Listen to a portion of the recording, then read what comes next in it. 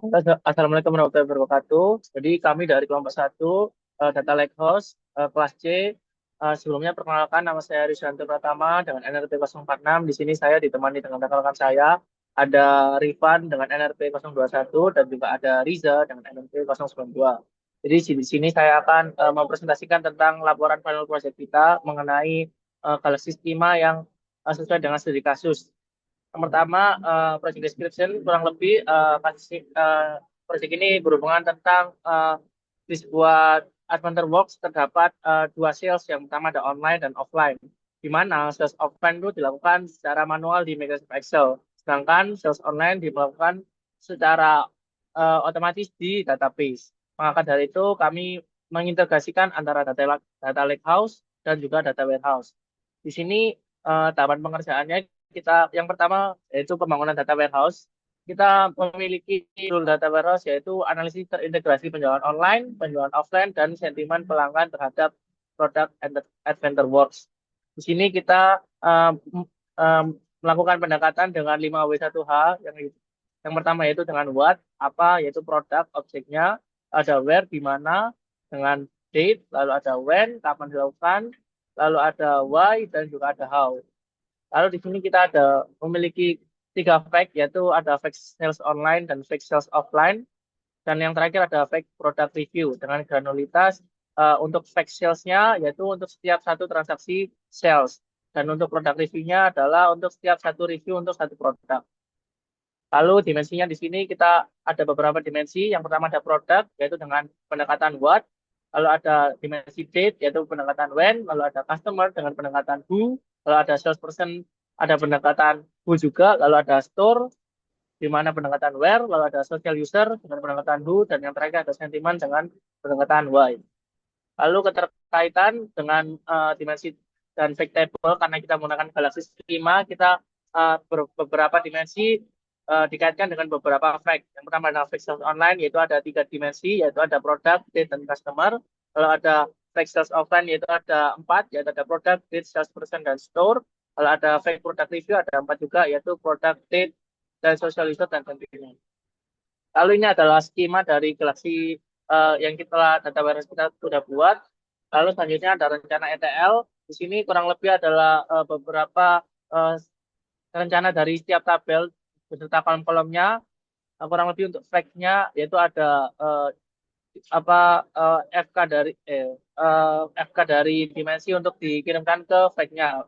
Dan dengan measure-nya ada order quantity, unit price discount, line total, tax, dan freight, dan total due. Lalu kurang lebih untuk sales offline sama dengan perbedaan yaitu tambahan dim store dan dim salesperson. Lalu untuk fake product review yaitu ada key-nya ada berupa dim product, dim social user, dan dim sentiment. Lalu ada untuk uh, apa namanya measure-nya ada likes count, retweet, dan juga sentiment score. Kalau ada dimensinya, ini adalah rencana kita beserta kolom-kolomnya ada dimensi produk, lalu ada dimensi date, lalu ada dimensi customer, dimensi store, dimensi salesperson, lalu ada dimensi social user, ada dan terakhir ada dimensi sentiment. Lalu ini adalah query DDL yang telah kita buat untuk membuat galaxy schema kita. Lalu selanjutnya adalah untuk kode ETL one time historical yaitu ETL one load di mana keadaan pertama data warehouse kosong lalu diisi data pertama kali. Yaitu di sini ada kodenya. Yang pertama kita mengkoneksikan dulu ke database, lalu setelah itu kita pembersihan data warehouse dengan truncate semua tabel, lalu ada ekstraksi data produk, lalu ada yang kedua ada ekstraksi data customer, lalu ada ekstraksi data store, lalu ada ekstraksi data salesperson, lalu ada ekstraksi data penjualan online. Lalu yang selanjutnya ada transformasi dimulai dengan dimensi produk, lalu yang kedua ada dimensi customer, lalu ada dimensi store, dimensi salesperson, dan dimensi waktu. Lalu selanjutnya pembuatan data dimensi, lalu mengirimkan data ke data warehouse. Setelah itu, setelah pembuatan data, lalu membentukkan fact table. Setelah membentukkan fact table, yang selanjutnya adalah mentransformasi fact sales online. Setelah itu ada pemuatan fact table ke dalam data warehouse. Yang terakhir penutupan koneksi. Nah, berikut adalah skill set uji coba di mana kita menjalankan Python dari one time historical, lalu ada yang selanjutnya ada kode ETL incremental.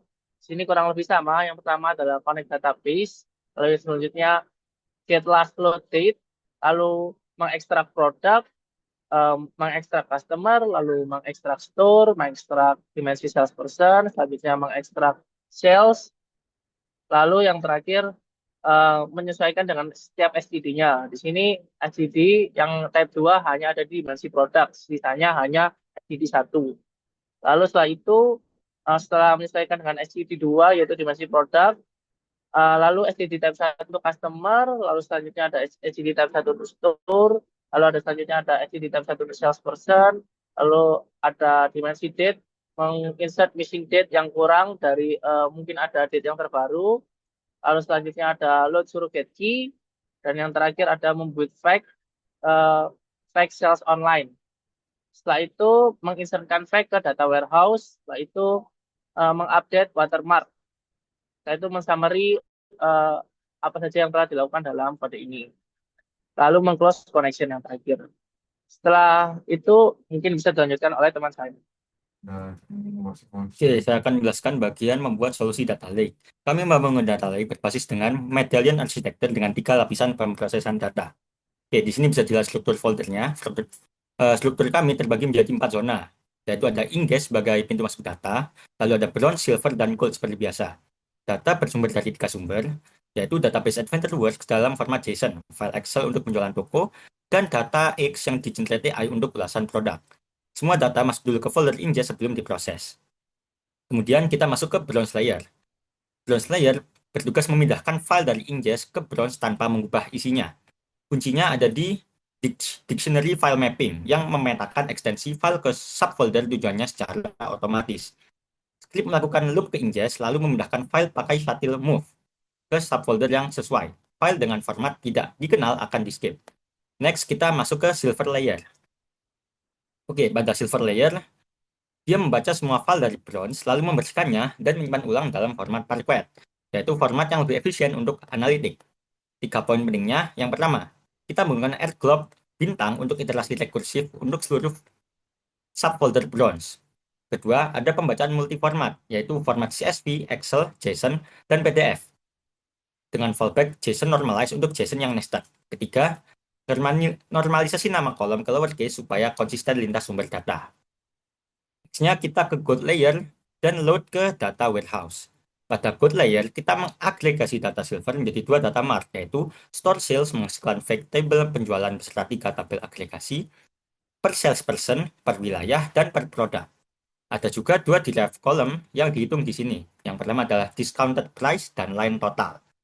Product review menghasilkan fake table ulasan Twitter beserta agregasi sentimen per kategori, per produk, dan per pengguna. Terakhir, kita masuk ke load ke data warehouse. Data gold dimuat ke PostgreSQL menggunakan script transfer. Alurnya adalah tabel fakta ditranslate dulu, lalu data dijoin ke setiap dimensi untuk mendapatkan surrogate key-nya. Data yang tidak ketemu pasangannya diganti dengan unknown key, lalu insertnya menggunakan fungsi generic load to DW, itu fungsi Python biasa, yang membangun query secara dinamis dari nama kolom ke data frame. Oke, kemudian di terakhir kita ada pembuktian sebelum kita load datanya menggunakan transfer DL to DW, di sini masih kosong, dan setelah kita menjalankan scriptnya, bisa dilihat bahwa datanya sudah terisi. Oke, mungkin next-nya akan dilanjutkan oleh teman saya.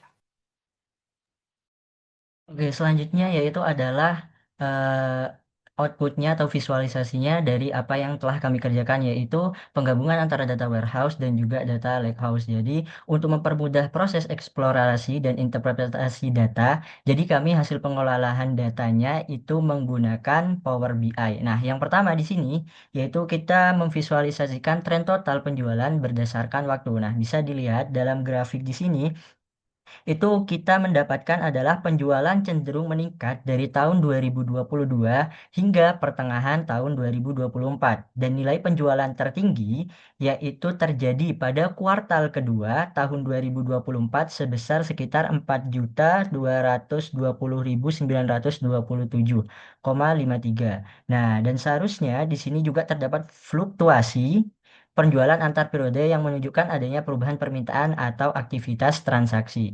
Nah, selanjutnya di sini kita juga memvisualisasikan total quantity sold by product. Nah, jadi di sini bisa dilihat yaitu pada kita menggunakan horizontal bar chart yaitu mengurutkan dari produk yang paling banyak terjual. Nah, di sini bisa kita dapatkan yaitu AWC Logo Cup merupakan produk dengan jumlah terjual paling tinggi yaitu sekitar 14.332. Dan selanjutnya di sini juga kita memvisualisasikan perbandingan total sales online dan juga total sales dari penjualan offline. Nah, bisa dilihat yaitu di sini berdasarkan grafik terlihat bahwa penjualan online itu mendominasi dengan total sekitaran 2,93 miliar atau sekitar 97,32% dari keseluruhan penjualan. Nah, sementara itu penjualan offline hanya berkontribusi sekitar 0,08 miliar atau sekitar 2,68% dari total penjualan. Dan selanjutnya di sini juga kita memvisualisasikan rata-rata sentimen skor berdasarkan waktu. Nah, bisa dilihat di sini yaitu kita menggunakan line chart yaitu di mana min satu itu merupakan sentimen yang negatif dan satu itu yang positif. Nah, sehingga di sini bisa kita lihat bahwa nilai sentimen skor mengalami fluktuasi yang sangat cukup tinggi sepanjang periode pengamatan. Dan yang terakhir yaitu kita memvisualisasikan distribusi sentimen berdasarkan jenis sentimen. Nah, di sini kami memvisualisasikannya menggunakan donut chart yaitu positif, netral, dan juga negatif dari review. Nah, sehingga di sini kita dapatkan bahwa sentimen positif merupakan kategori yang paling dominan dengan 42 ulasan atau 42%. Dan kemudian sentimen netral itu sekitar 33 ulasan atau 33%. Dan yang terakhir yaitu sentimen negatif memiliki jumlah paling sedikit yaitu sekitar 25 ulasan atau 25%. Baik, mungkin sekian dari presentasi yang bisa kelompok kami sampaikan. Kurang lebihnya kami mohon maaf. Sekian dari kelompok kami. Wassalamualaikum warahmatullahi wabarakatuh.